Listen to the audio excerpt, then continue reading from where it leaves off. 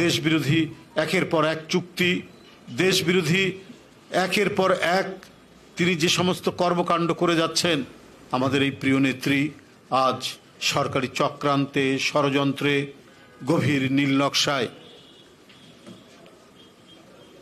গুরুতর অসুস্থ।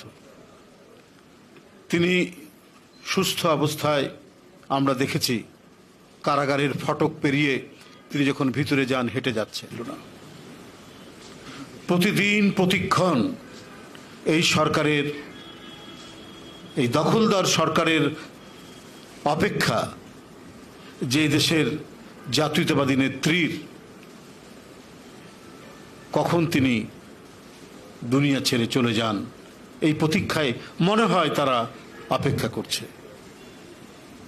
গণতন্ত্রের জন্য লড়াই, স্বাধীনতার জন্য লড়াই, এবং যার স্বামী এদেশের স্বাধীনতার ঘোষক, এদেশের একজন অনন্য সাহসী একজন মুক্তিযোদ্ধা, তার সহধর্মিণী আজকে ধুকে ধুকে তার উন্নত চিকিৎসা থেকে তিনি বঞ্চিত হচ্ছেন।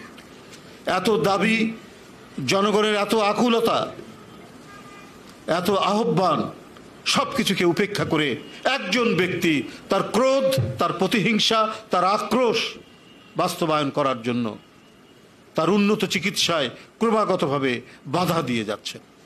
আর তার দখলদার সরকারের, আওয়ামী ফ্যাসিজমের যত উপকরণ আছে সমস্ত উপকরণ দিয়ে তিনি তার ক্ষমতা আঁকড়ে রেখে তিনি শুধু নিঃশেষ করে দেওয়ার, তিনি মুছে দেওয়ার